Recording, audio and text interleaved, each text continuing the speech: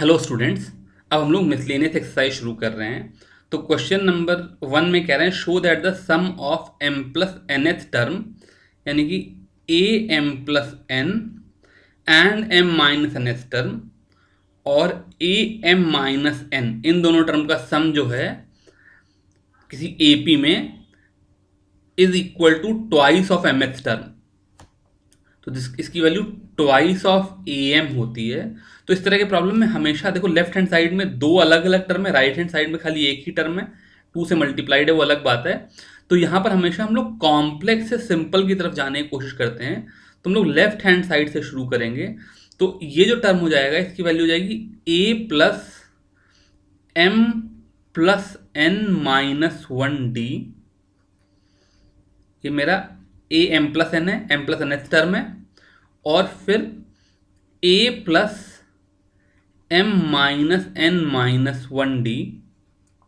तो उसको ओपन करेंगे तो एक तो यहां पर 2a आ जाएगा और d के साथ मुझे ये m प्लस n है।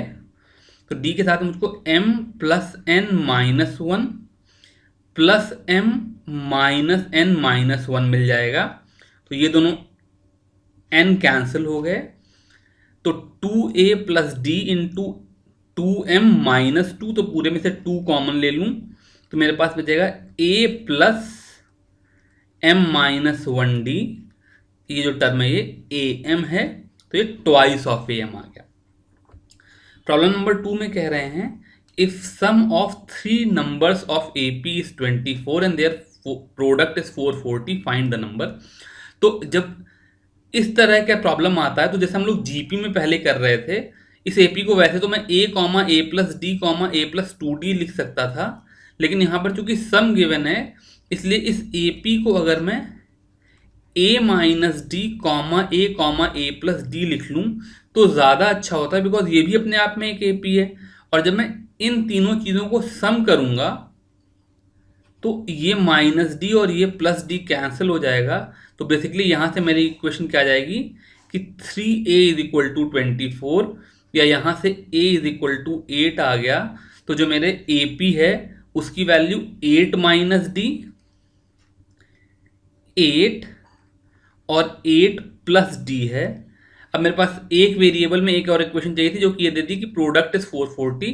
तो यहां पे मैं लिख सकता हूं 8 into 8 square minus d square is equal to 440। Cancel करूंगा तो ये 55 आ जाएगा। तो 64 minus d square is equal to 55। यहां से सॉल्व करेंगे तो d की वैल्यू प्लस माइनस 3 आ जाएगी। ये आंसर है। क्वेश्चन नंबर 3 में कह रहे हैं let the sum of n 2n and 3n terms of AP is s1 s2 s3 respectively show that s3 is equal to 3s2 minus s1। तो जैसे मैं अभी बता रहा था वैसे ही जब इस तरह का टर्म हो तो मेरा जो लेफ्ट हैंड साइड है ये सिंपल है और राइट हैंड साइड जो है वो कॉम्प्लेक्स है। तो हम हमेशा कॉम्प्लेक्स चीज को सिंप्लीफाई करने की कोशिश करेंगे। तो मैं लिखूंगा thrice of S2 minus S1, जहां पे S2 जो है 2n टर्म का सम है और S1 n टर्म का सम है, इज इक्वल टू S3 कहीं से मुझे शो करना है। तो एक एक करके फॉर्मूला लगाते हैं। इसकी वैल्यू हो जाएगी थ्राइस ऑफ S2 की वैल्यू हो गई 2n/2 into 2a plus 2n minus 1d। ये मेरा S2 हो गया और इसमें से मुझे n/2 into twice a plus n minus 1d subtract करना है। तो ये होगा thrice of 2n/2 into 2a। तो ये तो हो जाएगा 2na plus 2n/2 basically n हो गया तो 2n square minus n d। ये मेरा पहला टर्म हुआ और यहां से n/2 इंटू 2a ये na हो गया और minus n² plus n/2 D, ये टर्म बन गया। अब मैं इसको और सिंप्लीफाई करूं तो a के साथ जो मुझे टर्म मिला उसकी वैल्यू हो गई 2na माइनस na, तो ये na हो गया। और d के साथ जो टर्म बना उसकी वैल्यू हो गई 2n² माइनस n²/2, तो ये हो गया 3/2 n² माइनस n और प्लस n/2, यानी कि -n/2। ये मेरे टर्म आ गए। अब मैं क्या करूंगा, इस पूरे इक्वेशन में से, क्योंकि मुझे यहाँ पे 2a लाना है और बाहर 3n/2 लाना है, तो पूरे में से n/2 कॉमन ले लेता हूं। तो बाहर तो मेरे पास 3n/2 आ गया, यहां पर आया 2a प्लस d। अब इसमें से मैंने n/2 कॉमन लिया, तो यहां पर मेरे पास 3n बच गया, और माइनस यहां से मैंने n/2 कॉमन लिया तो 1 बच गया। तो ये टर्म हो गया 3n/2 into 2a plus d into 3n-1, जो कि बेसिकली s3 हो गया। तो सिंपल काम क्या करना है कि जो मेरे पास कॉम्प्लेक्स वाला टर्म था मैंने उसको लिखा, और फिर सिंप्लीफाई करके a और d के कोफिशिएंट अलग अलग ऐड कर लिए, और फिर जो भी चीज़ें कॉमन हो रही थी उनको कॉमन लेकर के 3n/2 कॉमन ले लिया, तो जो मेरा एक्सप्रेशन बचा वो s3 ही बन गया, जो कि बनना भी चाहिए था अगर हम लोगों ने कैलकुलेशन में कोई गलती नहीं करी। अब अगला प्रॉब्लम जो है क्वेश्चन नंबर 4 है। इसमें कह रहे हैं find sum of all terms between 200 and 400 which are divisible by 5। तो बेसिकली 200 के बाद जो पहला डिविजिबल बाई 5 वाला टर्म है वो 203 है। अब ये 203 अगर 7 से डिविजिबल है तो अगला टर्म 210 हो जाएगा, अगला टर्म 217 हो जाएगा। इस तरीके से ये जो सीरीज है ये आगे बढ़ती चली जाएगी, और 399 ऐसा लास्ट टर्म है जो कि 400 से छोटा है और 7 से डिविजिबल है। तो बेसिकली ये मेरे पास एक AP बन गई, जिसका पहला टर्म a = 203 है, कॉमन डिफरेंस 7 है, लास्ट टर्म L जो कि a प्लस n-1d होता है, इसको 399 रखूंगा तो यहां से n आ जाएगा, और एक बार n आ गया, a आ गया, d आ गया, तो मैं Sn की वैल्यू निकाल लूंगा। इस तरह से मैं सम कर लूंगा। क्वेश्चन नंबर 5 में कह रहे हैं find the sum of integers from 1 to 100 that are divisible by 2 और 5।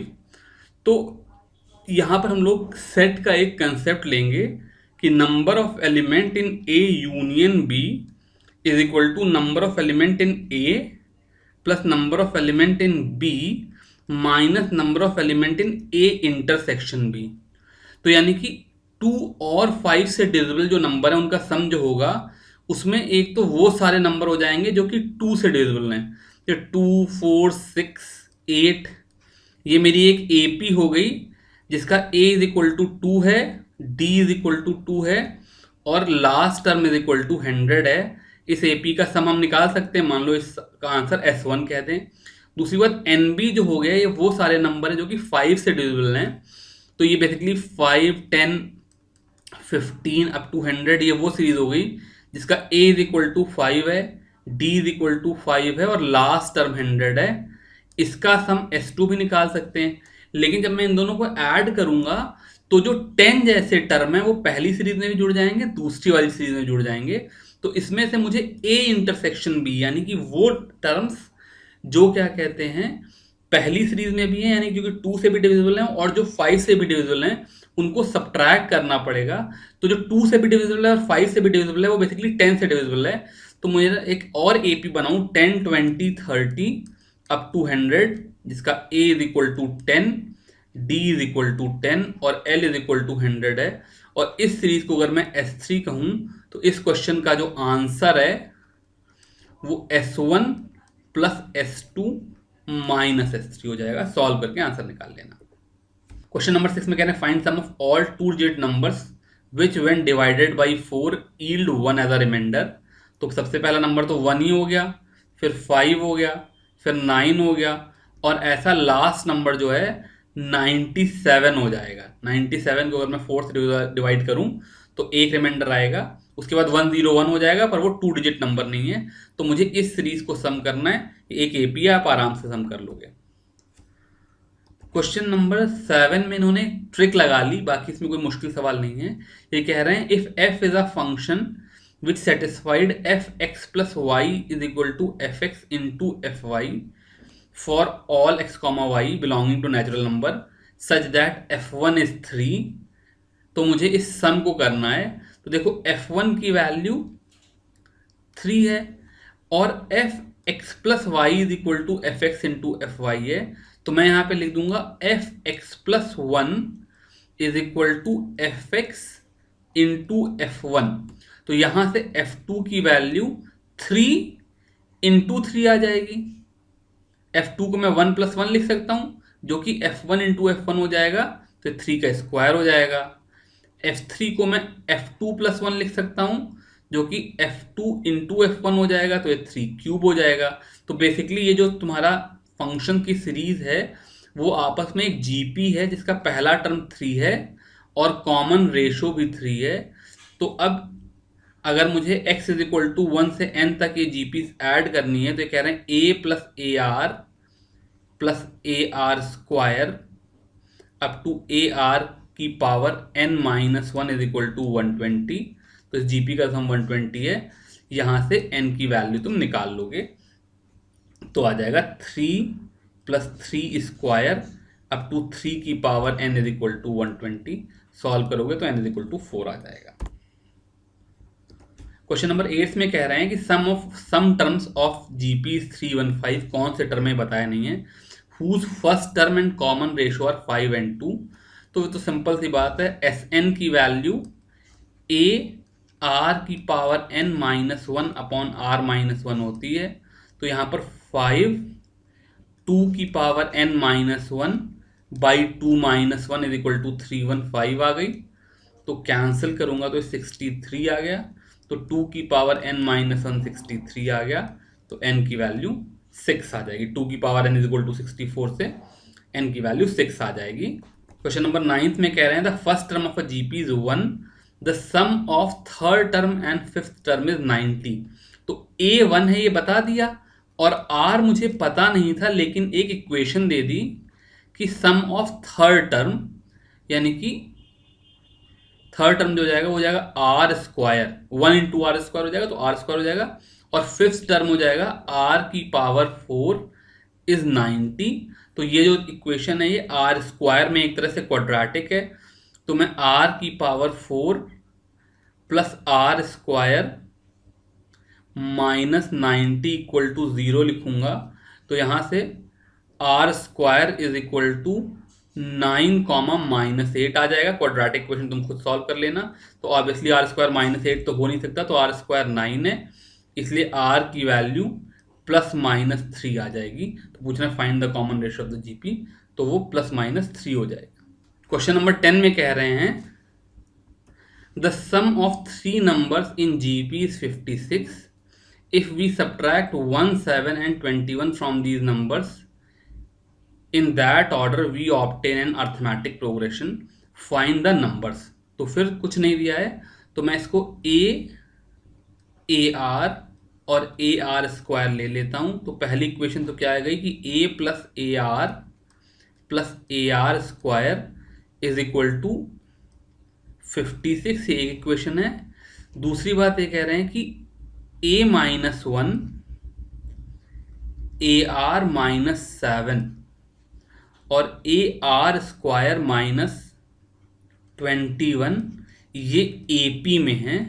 तो इसका मतलब twice of A R minus 7 की value A R square minus 21 plus a minus 1 के इक्वल हो गई। तो यहां से मेरा क्या टर्म आ गया, ए आर स्क्वायर प्लस ए माइनस 22 आ गया। और यहां से मैं चाहूं तो ए आर स्क्वायर प्लस ए को 56 माइनस ए आर लिख सकता हूं, ये 22 है। तो यहां से आ जाएगा 56 माइनस ए आर माइनस 22,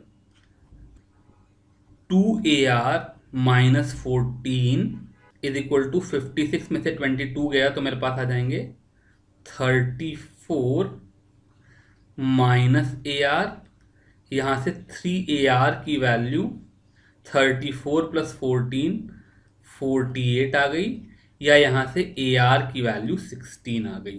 तो ये बीच वाला टर्म तो मेरे पास 16 आ गया। अब अगर ये वाला टर्म 16 है तो मैं A को 16/r और AR स्क्वायर को 16 × r लिख सकता हूँ। तो मेरी एक क्वाड्रेटिक इक्वेशन बन जाएगी 16/r plus 16 plus 16r is equal to 56। इस क्वाड्रेटिक इक्वेशन को सॉल्व करके r निकाल लेना और r आ जाएगा, तो मेरे को AR और AR स्क्वायर तीनों टर्म आ जाएंगे। क्वेश्चन नंबर 11 में कह रहे हैं GP consist of an even number of terms if the sum of all the term is 5 times the sum of term occupying odd places then find its common ratio। अच्छा, तो ये जो मेरी GP है, मान लो इस जीपी के जो टर्म है वो 2n है, तो यानी मेरी जो जीपी है वो a, AR square up to AR की पावर 2n-1 है। ये मेरी जीपी है। मान लो मैं इस जीपी को AN से डिनोट करता हूं, तो मैं एक दूसरी जीपी बनाता हूं BN, जिसके जो टर्म है वो ऑड प्लेस वाले टर्म है, यानी कि उसमें A तो है, उसके बाद अगला टर्म AR स्क्वायर है, फिर उसका अगला टर्म AR की पावर 4 है, इस तरीके से है, और फिर इस हिसाब से लास्ट टर्म AR की पावर 2n-2 हो जाएगा। मैंने यहाँ पे थोड़ी गलती कर दी, जो A वाली सीरीज होगी उसमें 2n टर्म होंगे, इसलिए मुझे इसको A2n कहना चाहिए था। तो A2n जो है वो ये वाला सीरीज है और BN वो ये वाली सीरीज है। अब ये कह रहे हैं कि सम ऑफ ऑल टर्म, यानी कि summation A2n is equal to 5 times summation BN। तो इसको मैं लिख सकता हूं, ये जो फॉर्मूला लगाऊंगा तो इसकी वैल्यू हो जाएगी A इंटू R की पावर, यहां पर लास्ट टर्म 2n-1 है, टोटल 2n टर्म है, तो R की पावर 2n-1 अपॉन R-1। ये पहली वाली जीपी के सारे टर्म का सम हो गया। This is equal to 5 into A। अब ये जो नई वाली जीपी है इसका कॉमन रेशो जो हुआ वो R स्क्वायर हुआ, तो यहां पर आ गया R स्क्वायर की पावर n, यानी कि R की power 2n-1 upon R square -1। तो ये टर्म R की पावर 2n-1 और R की पावर 2n-1 कट गया, A से A कट गया, और यहां पर R-1 कैंसिल होगा, तो यहां पर R+1 बच जाएगा। तो सॉल्व करके R+1 की वैल्यू 5 आई, इसलिए कॉमन रेशो जो मेरा आया वो 4 आएगा। इस तरीके से हम लोग कॉमन रेशो फाइंड कर लेंगे। तो इसमें इंपॉर्टेंट बात क्या थी कि चूंकि इन्होंने यहाँ पे कहा कि जीपी में इवन नंबर ऑफ टर्म्स हैं, तो मैंने A2n ले ली या 2n टर्म वाली जीपी ले ली, और उसके बाद इस जीपी को लिखने के बाद इस जीपी से जो ऑड प्लेस वाली जीपी थी वो दूसरी जीपी बना ली, दोनों जीपी का सम कर लिया, और फिर sum of A2n is equal to 5 times sum of BN लगाया, तो अपने आप सॉल्व करके R की वैल्यू आ गई। क्वेश्चन नंबर 12 में कह रहे हैं कि sum of first 4 term of an AP is 56 and sum of last 4 term is 112। If its first term is 11 then find the number of terms. तो अगर पहला टर्म 11 है तो 11 plus 11 plus D plus 11 plus 2D और plus 11 plus 3D, ये पहले 4 term हो गए, इनका सम 56 आ गया। यहां से मुझे पता चला कि 44 plus 6D is equal to, और यहां से D की वैल्यू 2 आ गई। अब सम ऑफ लास्ट 4 टर्म्स जो हो जाएंगे, तो लास्ट टर्म हो जाएगा L, उससे पहले वाला टर्म हो जाएगा L-D, उससे पहले वाला टर्म L-2D और उससे पहले वाला टर्म L-3D। इन सब का सम जो है वो 112 है। यहाँ से 4L माइनस 6D की वैल्यू 112 आ गई। अब ये 6D की वैल्यू अगर D को 2 डालूं तो 12 हो गई। तो यहाँ से 4L इज इक्वल टू 124 आ गया, या L की वैल्यू 31 आ गई। तो ये जो भी मेरी AP है इसका फर्स्ट टर्म 11 है, कॉमन डिफरेंस 2 है और लास्ट टर्म 31 है।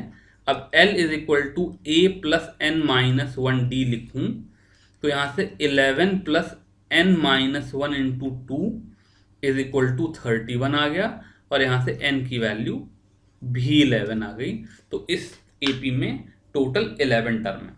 क्वेश्चन नंबर 13 में कह रहे हैं कि अगर A plus B X upon A minus B X is equal to B plus C X upon B minus C X is equal to C plus D X upon C minus D X है, तो मुझे show करना है कि ABCD GP में है। तो बहुत ही सिंपल सा प्रॉब्लम है, मैं पहले इन दोनों टर्म को लूँगा।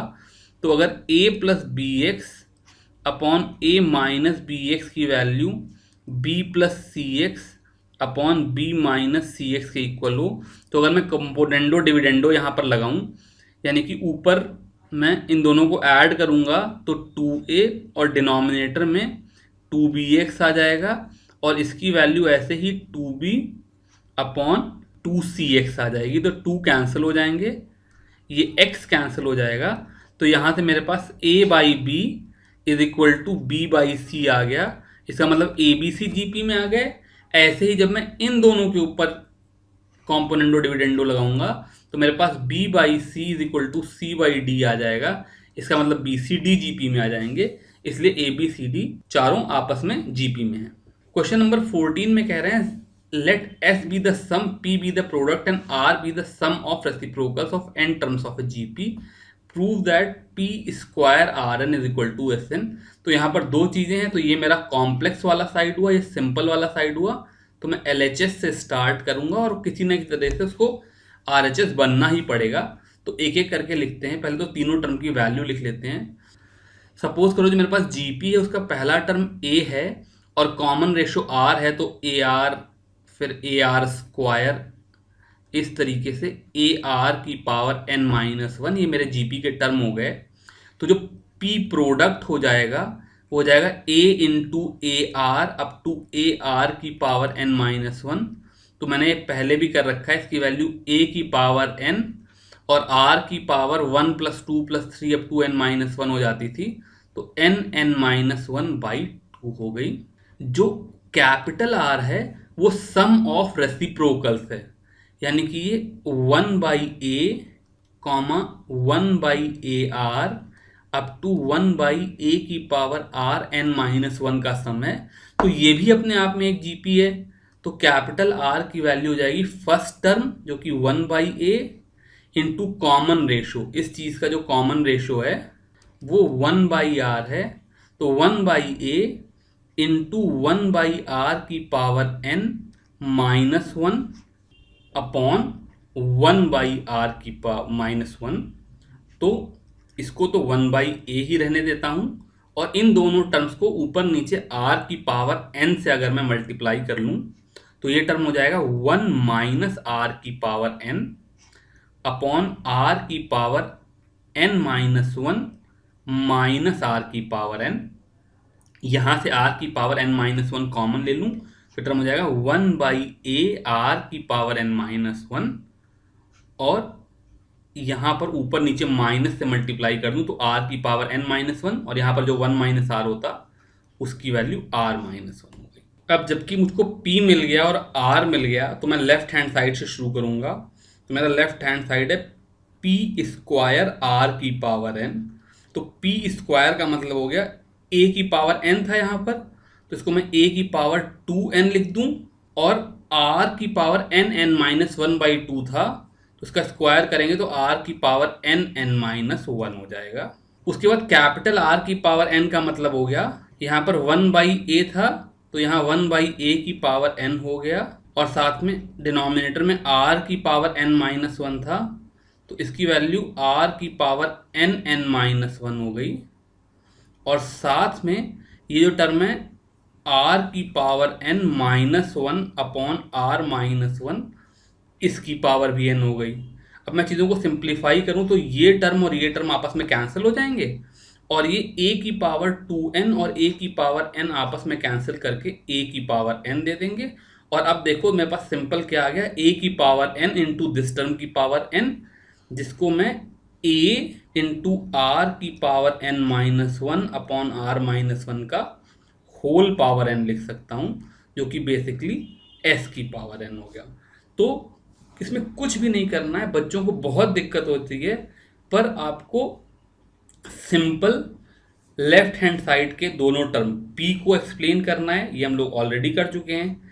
r तो अपने आप में एक gp का सम है, उसको लिख लेना है सिंप्लीफाई करके, r की वैल्यू आ गई, और फिर p स्क्वायर इंटू आर की पावर n करेंगे तो वो अपने आप ही सिंप्लीफाई होकर के s की पावर n आ जाएगा। क्वेश्चन नंबर 15 में कह रहे हैं कि if pth qth and rth term of an ap are abc, तो बेसिकली मैं इस ap का अगर पहला टर्म a1 और कॉमन डिफरेंस d लिखूं तो जो मेरा a है वो a1 plus p minus one d हो गया। ऐसे ही b की वैल्यू a1 plus q minus one d हो गई, और c की वैल्यू a1 plus r minus one d हो गई। अब ये कह रहे हैं show that q minus R into A plus R minus P into B plus P minus Q into C zero होगा। तो शो करोगे तो a1 के कोफिशिएंट अलग जीरो हो जाएंगे, d के कोफिशिएंट अलग जीरो हो जाएंगे। ये मैं करा नहीं रहा हूँ। अब ये क्वेश्चन नंबर 16 देखते हैं। इस क्वेश्चन में कह रहे हैं a 1 by B plus 1 by C, b 1 by C plus 1 by A, और c 1 by A plus 1 by B. ये टर्म AP में है और मुझे प्रूव करना है ABC AP में है। तो कहीं से मुझे a plus C minus 2b को ज़ीरो शो करना है, 2b is equal to a plus C show करना है। तो ये मेरी सिंपल चीज़ है, और ये मेरा जो टर्म है ये कॉम्प्लेक्स टर्म है। तो जैसे मैं अभी तक बार बार कहता आ रहा हूँ, हमेशा कॉम्प्लेक्स से शुरू करेंगे, और अगर कोई गलती नहीं करेंगे तो हमारा आंसर सिंप्लीफाई होकर के आ जाएगा। तो यहाँ पर मैंने क्या लिखा, और ये थोड़ा गड़बड़ सवाल है इसलिए इसको बहुत ध्यान से सुनना, इसमें दिक्कत होती है। जो ये वाला टर्म है twice of B into 1 by C plus 1 by A minus A 1 by B plus 1 by C minus C 1 by A plus 1 by B, इसका सम जीरो है, ये मुझे गिवन, और यहां से मुझे किस तरह से ये एक्सप्रेशन लेकर के आना है। तो इधर तो सिंप्लीफाई कर लूं तो ये हो गया twice of B into A plus C upon A C minus A B plus C upon B C minus C A plus B upon A B. अब यहाँ तो ट्वाइस ऑफ बी वाला टर्म आ गया, तो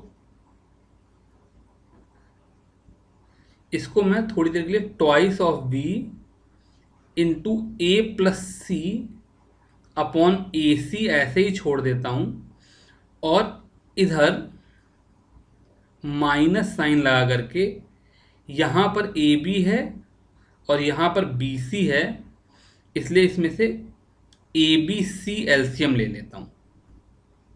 तो चूंकि यहाँ पर बी सी की जगह पर मैंने ए बी सी एलसीएम लिया है, इसलिए मेरे पास A square B plus C आ गया, और साथ में plus C square A plus B आ गया।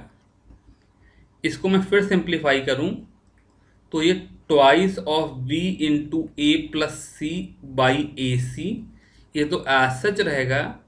यहाँ पर ए स्क्वायर बी और सी स्क्वायर बी मिल करके एक तो A square plus C square B upon A B C एक टर्म दे देंगे, और फिर साथ में ए स्क्वायर सी और सी स्क्वायर ए आपस में मिलकर के minus A C into A plus C upon A B C term दे देंगे। ये मैंने इसलिए लिखा था कि यहाँ से बी से कट करके यहाँ पर ए सी आ जाए और यहाँ ए सी से कट करके यहाँ पे खाली बी आ जाए।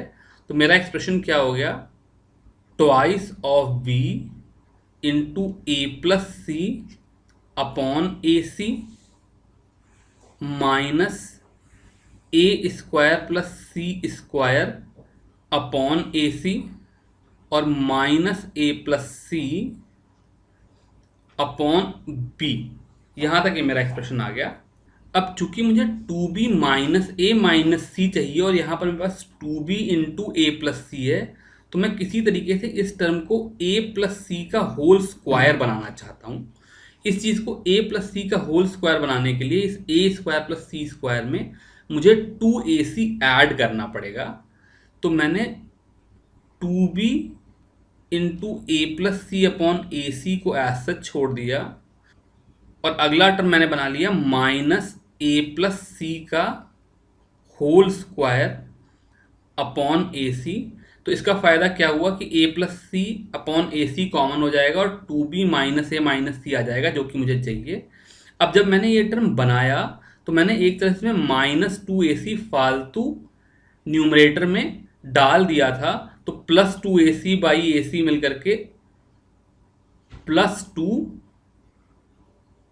Minus A plus C upon B बन गया। ये भी मेरे लिए फायदे की चीज़ है, बिकॉज जब मैं एलसीएम ले लूंगा तो यहाँ पे 2b माइनस ए प्लस दिया जाएगा। तो अब मैं इन दोनों टर्म में से अगर a plus C upon A C common ले लूं तो मेरे पास 2b माइनस ए माइनस सी बचेगा और यहां पर अगर b एलसीएम ले लूं तो मेरे पास 2b माइनस ए माइनस सी बचेगा। यानी कि जो मेरा लेफ्ट हैंड साइड है इसकी वैल्यू हो गई 2b minus A minus C into A plus C upon A C plus 1/b equal to 0। अब अगर ये टर्म 0 है तो इसका मतलब ये वाला फैक्टर 0 हो सकता है। इसका मतलब 2b माइनस ए माइनस सी की वैल्यू 0 हो सकती है या ए बी सी ए पी में हो सकते हैं। इस तरीके से हमने प्रूव कर दिया। तो ये अपने आप में इस एक्सरसाइज का one of the toughest problem था। कट। तो ये अपने आप में इस एक्सरसाइज का one of the toughest problem था, इसीलिए इसको करने में आपको हो सकता है थोड़ी सी दिक्कत हो।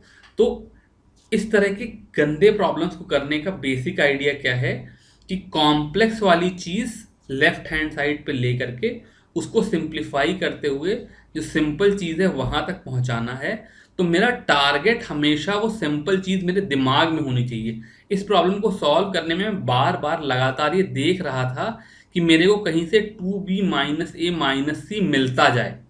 तो मैंने लेफ्ट हैंड साइड पे वो टर्म लिखा और फिर अलग अलग 2b माइनस ए माइनस सी के फैक्टर बनाता चला गया और अंत में वो कॉमन बाहर आ गया, जो कि बनना ही बनना है। बिकॉज अगर मुझे वो चीज़ प्रूफ करनी है तो कहीं ना कहीं ये जो left hand side equal to 0 मेरे को निकल करके आया था उसमें से 2b माइनस ए माइनस सी तो इक्वल टू 0 निकलना ही निकलना था, लेकिन बस वो कैसे निकालें यही इस प्रॉब्लम की डिफिकल्टी है।